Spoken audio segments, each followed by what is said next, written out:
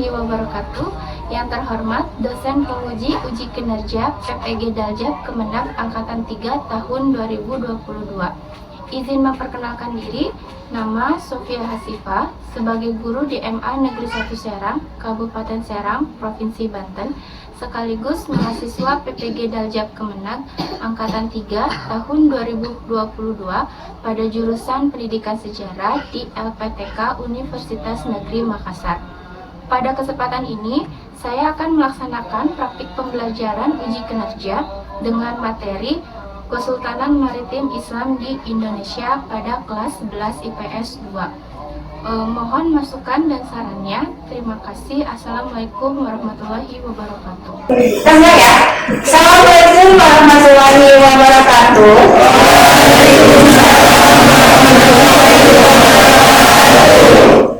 Gimana kabarnya hari ini? Alhamdulillah. Apa kabar Mas? Sudah sarapan belum? Udah. Coba sekali lagi. Gimana kabarnya hari ini? Oke, sebelum kita mulai pembelajaran, mari kita berdoa terlebih dahulu. Silakan kepada Deden dipimpin untuk berdoa. Ya, kasih. Permisi ya. Sebelum belajar, kita berdoa.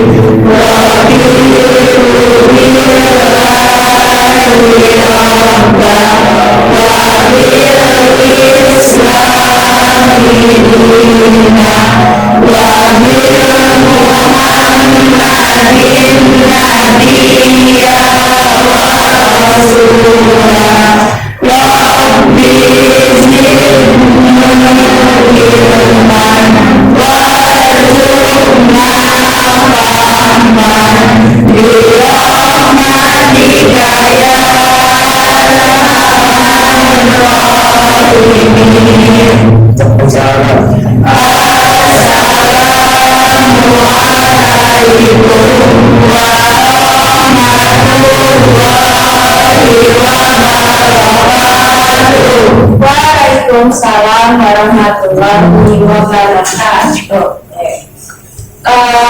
Sebelum mulai, Ibu absen dulu. Yang tidak hadir hari ini. Yang belum masuk hari ini siapa? Ada semua tadi. Tri. Terus siapa lagi? Oke, nanti kita ingatkan teman-teman yang lainnya ya, karena kita udah mau akhir ujian, jadi harus lebih semangat untuk belajarnya. Jadi jangan sampai karena di akhir-akhir ujian, jadi kalian malah harus siap. Jadi nanti ingatkan teman-temannya untuk tetap masuk ya. Oke, hari ini kita akan melanjutkan materi yang akan kita bahas.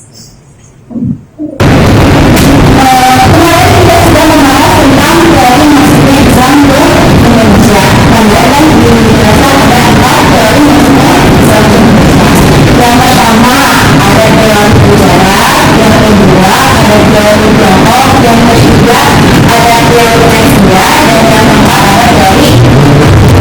Kali ini kita akan melanjutkan pada pembahasan Kesultanan Maritim Islam atau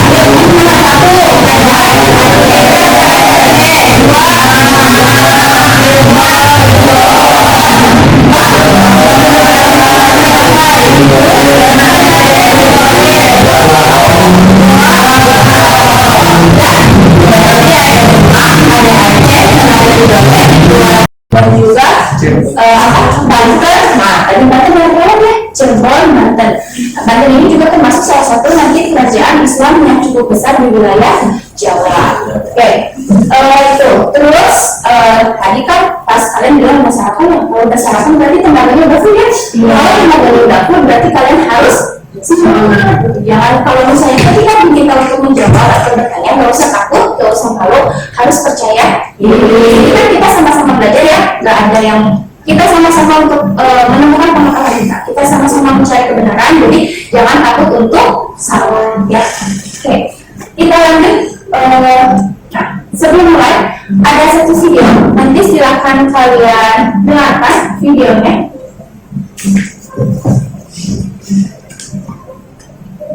Silakan kalian simak videonya. Seluruh dari Jakarta hari ini punya tradisi berebut menggunakan kantong setiap hari raya Idul Fitri. Kedua keluarga Yogi antusias kami memperebutkan beragam hasil bumi yang berada di gunungan. Mereka percaya memperebutkan hasil bumi dalam tradisi ini bisa membawa berkah tersendiri. Program tepung untuk membuat kue dan wajib yang dikeringkan disediakan keraton dalam 7 gunungan hasil bumi. Gerbang gunungan sendiri merupakan bentuk sedekah sang raja Sultan Hamengkubuwono X kepada rakyatnya.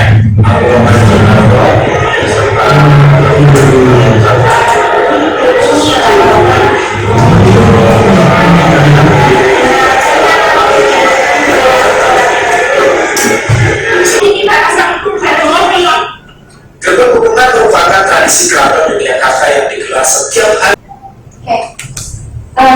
Sudah disimak kira-kira dia tadi tentang apa?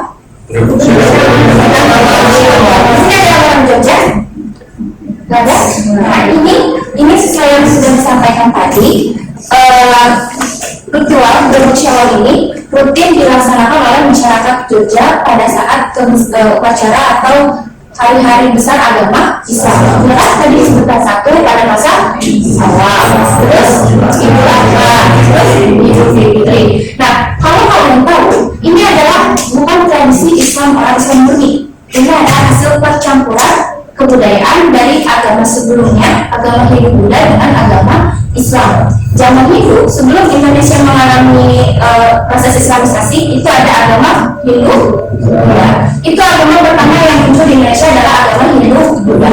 Mereka sebagai wujud syukur terhadap Dewi Sri atau Dewi Kusuburan, hasil panen itu dikumpulkan, nanti disedekahkan ke laut. Nah, itu kalau zaman Hindu Buddha. Tapi ketika datang kehadiran orang-orang Islam, sebenarnya Islam itu kan dia masuk dengan cara damai.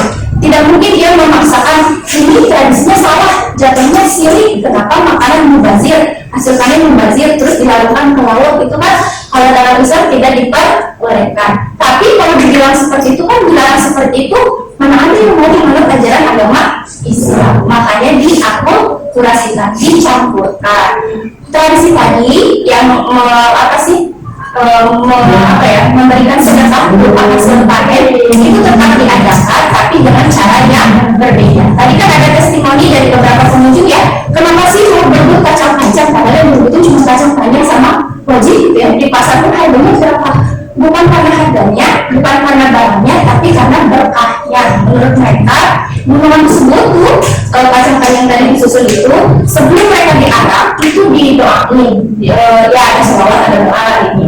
Makanya mereka berebut karena menurut mereka gunungan ini adalah berkah bagi mereka. Makanya bilang kan tadi bisa mempermudah lancar, walaupun itu kepercayaannya mereka masih.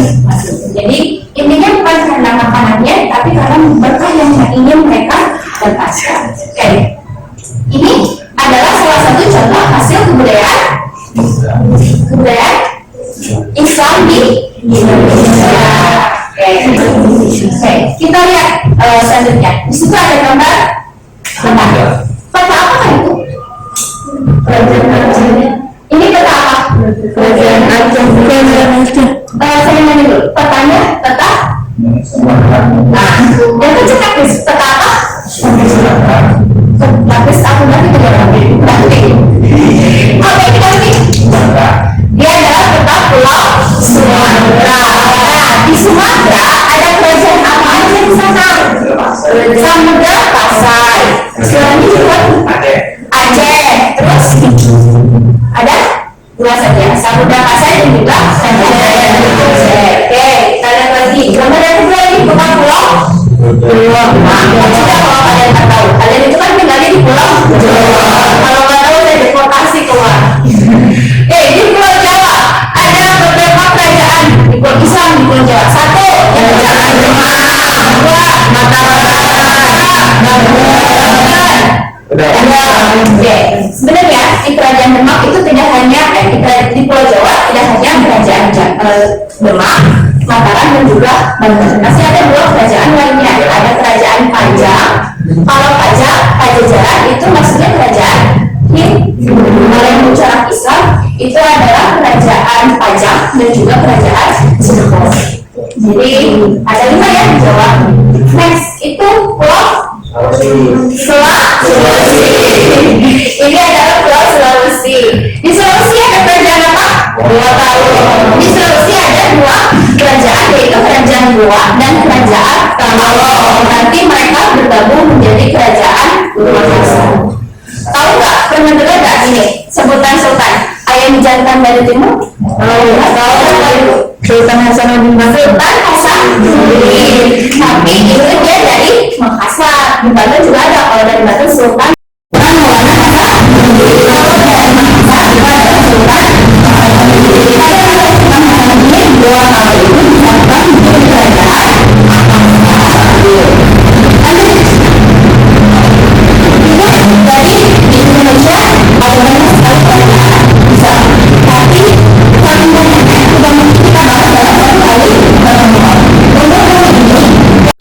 Demak, Kerajaan Samudra Pasai, dan juga Kerajaan Aceh.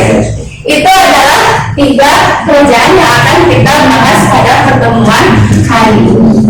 Makanya di situ ada tujuan pembelajaran yang harus kalian capai, itu menganalisis kehidupan pemerintahan, ekonomi dan budaya dari Samudra Pasai, Aceh, dan Demak. Yang selanjutnya mendiskusikan kehidupan pemerintahan, sosial, budaya kerajaan Aceh, Demak dan Samudra Pasai. Yang keempat nanti menjadikan hasil diskusi, dan yang terakhir itu mempresentasikan hasil diskusi apa yang nanti diskusinya dalam bentuk podcast. Oke, selanjutnya ada beberapa ini tadi kita sudah bahas ya, di Pulau Sumatera ada 2 kerajaan Samudra. Kita lihat Kerajaan Samudra Pasai. Dia adalah kerajaan pertama yang ada di wilayah Sumatera, berdiri di abad ke-12. Abad ke-13. Siapa raja yang mendirikannya? Sultan Malik Al-Saleh. Nah, karena dia kerajaan pertama, kerajaan Islam pertama di Indonesia, makanya Samudra Pasai menjadi kerajaan pusat studi Islam di Indonesia kala itu. Jadi mulanya itu Sumatera dulu yang Islam, nanti nyebar ke wilayah Jawa, Sulawesi, bahkan nanti ke Papua sana. Itu ada kerajaan Islam di wilayah Papua. Nanti kita bahas di pertemuan selanjutnya. Terus yang selanjutnya itu adalah kerajaan Aceh. Siapa yang mendirikannya kerajaan Aceh? Yang mendirikannya adalah Sultan Ali Muhayyad Shah. Apa ada? Bukan ini ya. Ini anggap saja di doa. Kalau nanti ke selanjutnya biar Ali yang mendirikan kerajaan yang Sultan Ali Muhayyad Shah berdiri pada abad ke-15. Nah, kamu pernah dengar nggak nama artis yang depannya pakai perempuan tuh orang Aceh punya istilah khusus Cun? Ya, contohnya misalnya kalau ada juga punya ya kan? Terus kalau di itu ada Jemari Serata. Oh ya, tapi itu mah itu lah susah. Terus kalau laki-lakinya dia punya gelar apa? Ala coba ya. Coba itu siapa? Pemberian. Coba sebutin lagi, pasti tahu. Coba tahu ya. Kalau memang itu adalah salah satu ciri khasnya. Kalau misalnya perempuan itu dia punya gelar Cun. Kalau misalnya laki-laki Tepu, ya kan? Nah itu adalah menjadi ciri khas bagi orang Aceh tanpa kita ketahui asalnya dari mana. Ketika mereka menggunakan nama Cut dan Tepu di depannya, kita pasti sudah tahu itu dia berasal dari Aceh. Orang Banten dia punya istilahnya apa? itu bagus lah. Itu kan ciri khas dari kehidupan. Saya pas mulanya punya teman kuliah, ibu punya teman kuliah tuh TB, Hairul, ini apa? TB itu TB itu toko bangunan. TB makmur. Ternyata TB itu bagus. Dan itu adalah gelar ya kan khusus untuk laki yang berasal dari Pulau Bangka dan dari daerah Bawaan.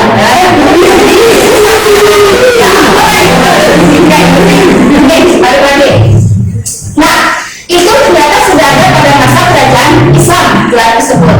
Kalau dulu tidak hanya perpu, kalau sekarang kan yang kita banyak lihat itu adalah perpu ya. Itu ada dua gelarnya, ada perpu, ada perpu.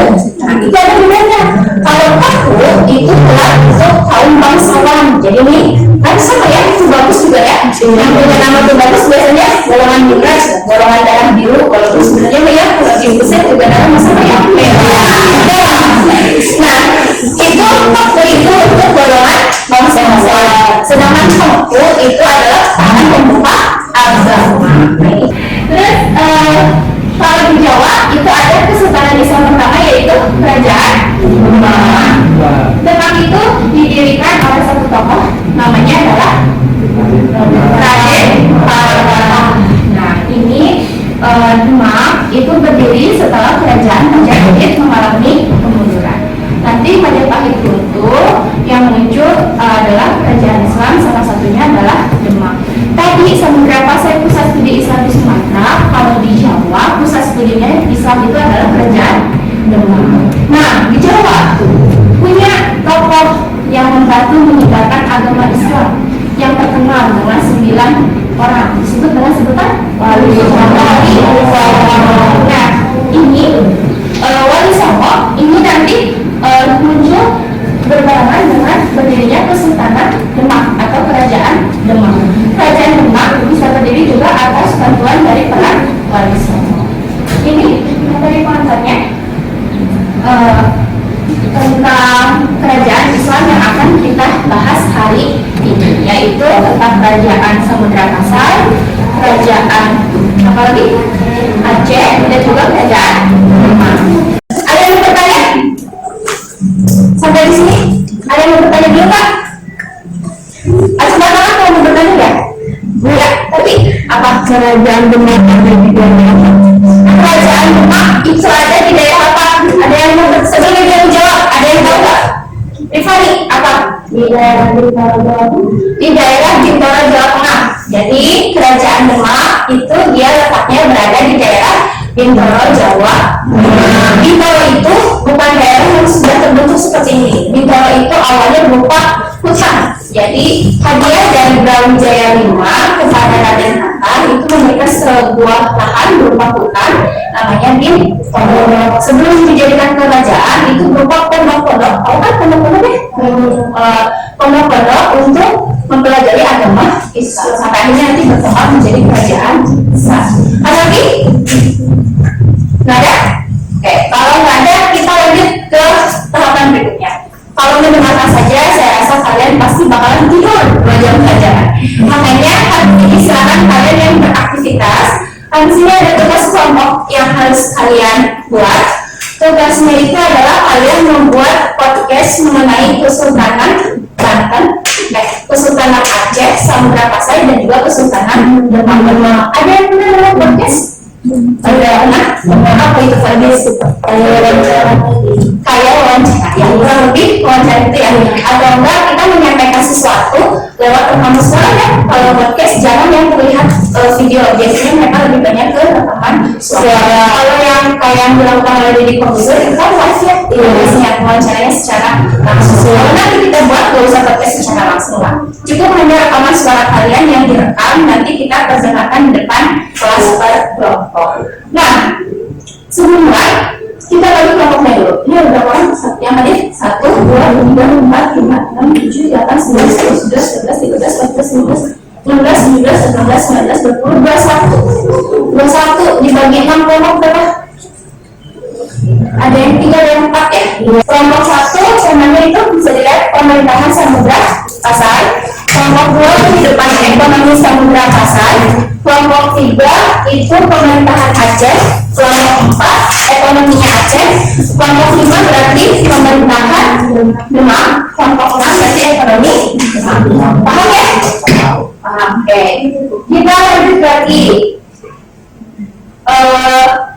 Tahapan selanjutnya, nanti ketika kalian berkelompok ada hal yang harus kalian kerjakan.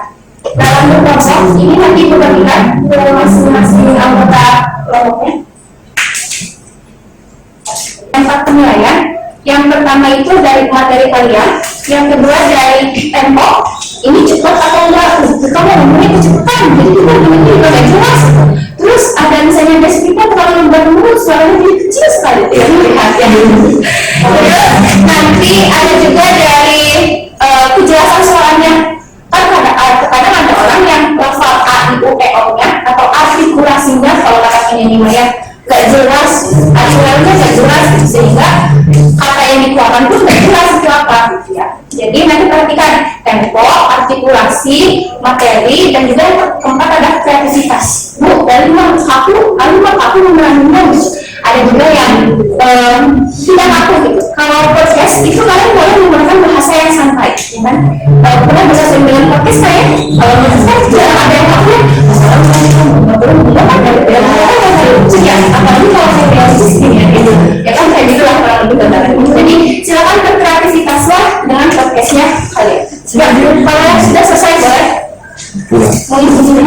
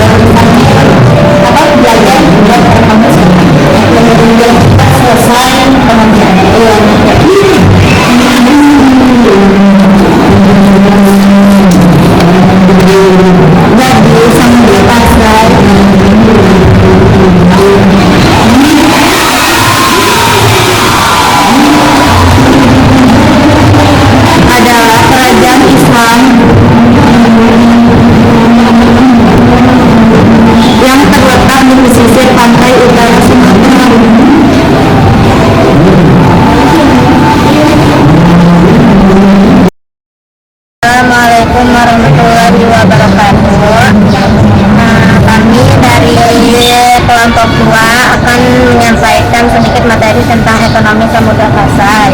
Saya Rifani Cantika Maharani.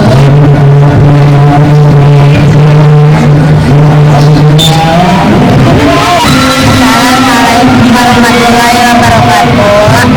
Kami dari kelompok 2 akan menyampaikan sedikit materi tentang ekonomi Samudra Pasai. Saya Rifani Cantika Maharani dan ini dari di sebelah kanan saya ada Ika Maulidia dan Manda Terima kasih, balik lagi. Guys, sudah selesai rekamannya. Silakan kalian kirimkan hasil rekamannya ke nomor WA Ibu. Yuk, dikirimkan. Wakilan aja, jangan banyak-banyak. Satu orang aja yang mengirimkannya. Kelompok 1 udah nih belum? Udah. Kelompok 2? Udah. Kelompok 3? Kelompok 4? Oh, semua ada. Udah. Kelompok 4 udah. Udah. Kelompok 6? Sudah. Oke. Berarti sudah lengkap ya? Selanjutnya kita coba dengarkan presentasi. Walaupun tidak semuanya presentasi, minimal ada 1 atau 2 kelompok yang bisa presentasi hari ini ya. Sebelum mulai presentasi, ini nanti ada lembar penilaian kelompok yang akan kalian isi. Di situ di tabel itu ada lembar penilaian kelompok. Di situ ada beberapa kolom atau ada beberapa bagian yang harus kalian isi. Pertama itu adalah kelompok penilai. Jadi podcast kalian itu tidak hanya dinilai sama itu, tapi dinilai oleh teman kalian sendiri. Nah, ini kelompok penilai itu berarti yang diisi adalah kelompok yang memberikan nilai. Misalnya podcast yang diputar adalah punyanya kelompok 1. Berarti nanti yang menilai kelompok 2, 3, 4, 5 dan 6. Jadi di situ ada 1, 2, 3, 4, 5, 6 itu diisi oleh nama anggota kelompoknya, ya kan? Yang tidak boleh menilai adalah kelompok 1. Oke. Selanjutnya di sini ada ketentuannya. 1. Penilaian diberikan kepada masing-masing siswa atau individu dengan memperhatikan kejelasan pengucapan atau pelafalan kata A, I, U, E, O-nya jelas enggak. Yang kedua, temponya yaitu cepat atau lambat. Atau ini pas. Ini ternyata pas nih, enak tuh mendengarnya. Yang ketiga, selain cepat atau lambat, keras atau kecilnya suara. Ya. Yang ketiga ada kreativitasnya. Tadi yang mengatakan kaku atau tidak kaku. Nah, yang keempat itu ada lembar penilaiannya. Minimal memberikan nilai 78, maksimalnya 100. Boleh lebih dari 100. 78 itu penilaiannya harus objektif sesuai dengan hasil podcast temannya. Jangan karena kamu ngeceng teman kamu jadi pasti nilai 100 padahal suaranya kecil gitu pendengaran. Atau jangan karena kamu si ini mau musuh saya gitu dikasih nilainya kecil ya, tapi nilainya secara objektif. Di sini ada kelompok yang dinilai, berarti kelompok yang podcastnya itu sedang diputar. Ini ada namanya kelompok 1, anggotanya siapa aja? Misalnya ada Despita, di sini ditulis Despita, nilainya ada 3 dan 3 Despita. Ada kejelasan, tempo dan kreativitas. Di bawah itu adalah rangkuman materi. Jadi apa yang kamu dapatkan dari hasil podcast tersebut? Paham? Paham. Oke. Kita mulai biar nggak ngacak dari kelompok 1 ya. Kelompoknya Samudra Pasai. Silakan diisi.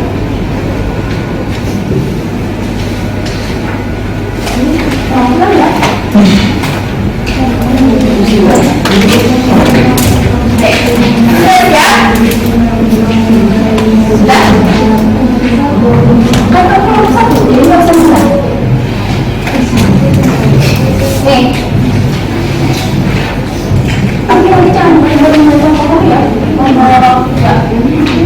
Silakan diisi.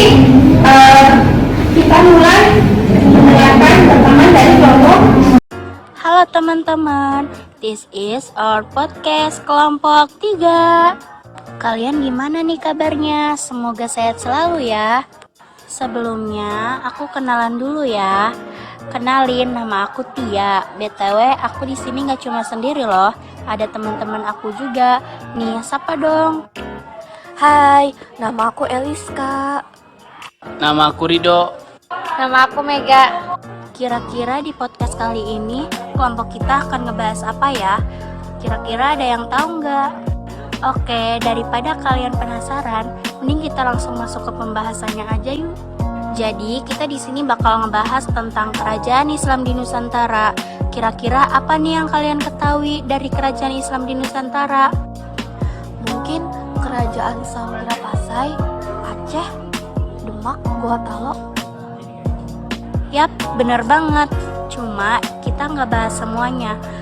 Tapi kita akan bahas dari salah satunya yaitu Kesultanan Demak. Kita di sini akan ngebahas mulai dari Kesultanan Demak.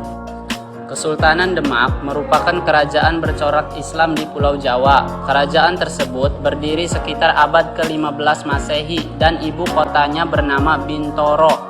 Kerajaan ini berlokasi di pesisir utara Pulau Jawa.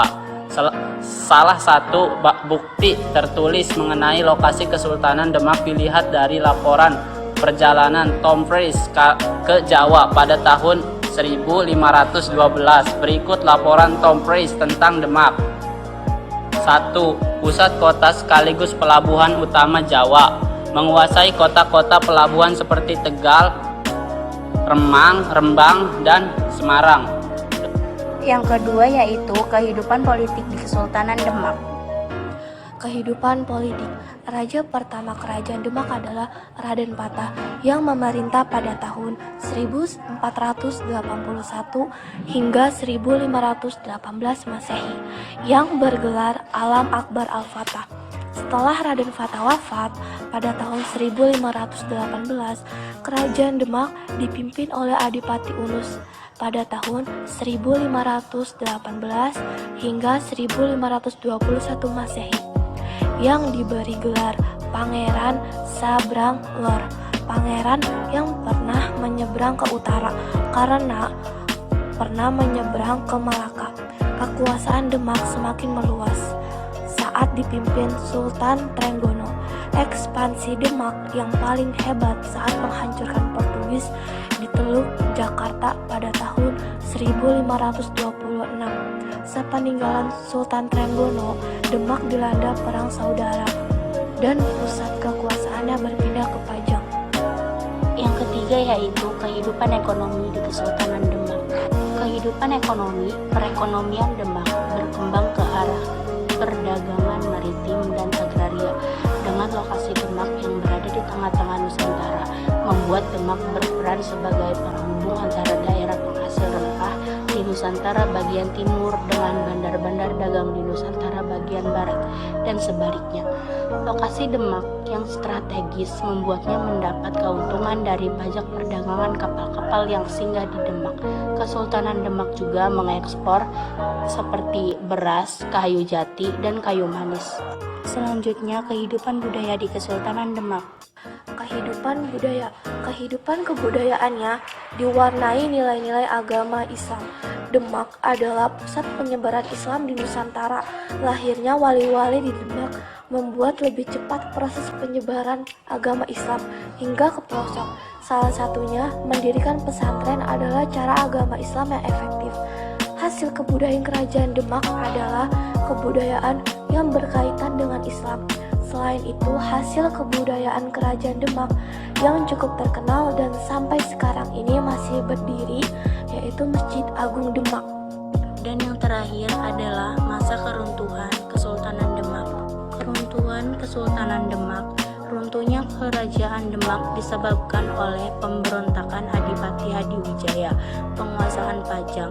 Hadiwijaya semula sangat setia kepada Demak, namun kekacauannya yang disebabkan oleh Arya Penangsang dengan membunuh Sunan Prawoto dan Pangeran Kalinyamat membuatnya berontak pada tahun 1556. Oh ya teman-teman, ada pembahasan ekstra loh, yaitu jadi di Kesultanan Demak ini ada salah satu selat yang sangat berpengaruh bagi kehidupan perekonomian di Kesultanan Demak. Apa hayo nama selatnya? Selat Muria bukan sih? Yap, bener banget. Namanya yaitu Selat Muria. Kenapa bisa Selat Muria? Karena ketika Selat Muria masih ada, banyak kapal-kapal dagang yang berlayar dan berlabuh, sehingga kapal-kapal yang berlayar di Selat Muria harus membayar pajak dan hal itu menjadi pemasukan untuk Demak. Oke teman-teman, cukup sekian pembahasannya dari kelompok 3. Jika ada kesalahan dalam pembahasannya, mohon dimaafkan. Sampai jumpa di podcast yang akan datang. See you.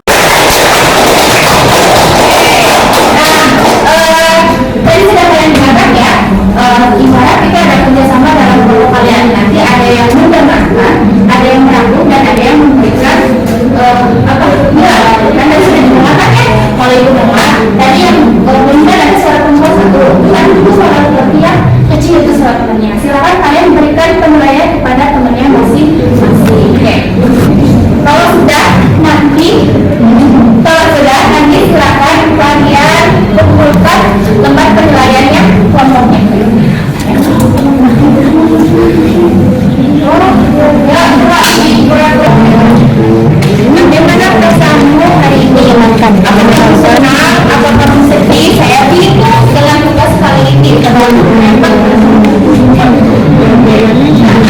Senang ini dikasih emoticon senyum pada Asian.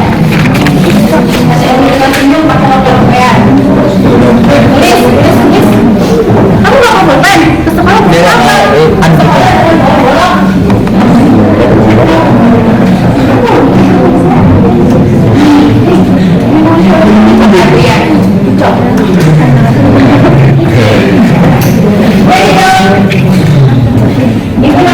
Aku bisa tanya intervensi mau menulis kurang puas di sini sampai jadi puas. Sudah berkali-kali.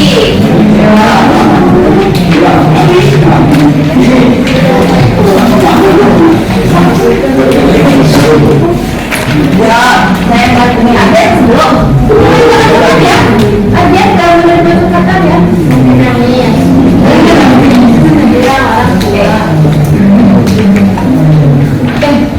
Itu observasi.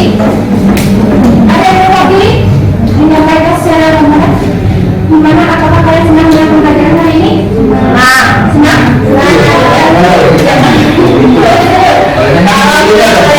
Alhamdulillah, semoga apa yang kita pelajari hari ini bisa bermanfaat bagi kalian. Kalau belajar itu ya kan, kalau kita senang, hatinya senang, apa yang kita pelajari insya Allah akan mudah dimasukkan. Oke, oleh-oleh buat kalian di rumah. Jadi nanti silakan kalian kerjakan latihan soalnya, ada 5 yang harus kalian kerjakan. Nanti dikumpulkan pada pertemuan selanjutnya. Boleh difoto saja. Kalau misalnya mau ditulis silakan difoto, tapi nanti saling jawab tulisannya soalnya di buku tulis. Oke, terus ada yang mau bertanya dulu? Juga belum kalian? Oh, kalian masih belum? Ya, itu kasih tambahan soal buat kalian. Oke, sebelum kita tutup, ada yang mau kasih kesimpulan? Apa yang mau kalian kita boleh? Belajar Islam di Indonesia mulai berkembang dari abad ke-13. Kerajaan pertamanya Samudra Pasai dari Jawa. Ini adalah perdagangan. Kalau zaman dulu interaksinya nggak ada yang namanya angkot, nggak ada yang namanya transportasi darat, itu jarang sekali. Karena akses jalan itu tidak sebagus jalan raya kita saat ini, makanya mereka masih banyak melakukan transportasi jalur laut. Makanya perdagangan pun lebih ekstensinya itu lebih ke perdagangan laut. Jadi bukan berarti anak-anaknya itu berupa kapal seperti itu. Dan itu tidak hanya antara negara Indonesia saja, tapi juga negara-negara lain kayak India, Arab, China. Nah itu beberapa negara yang menjadi kerjasama dengan bangsa Indonesia. Oke,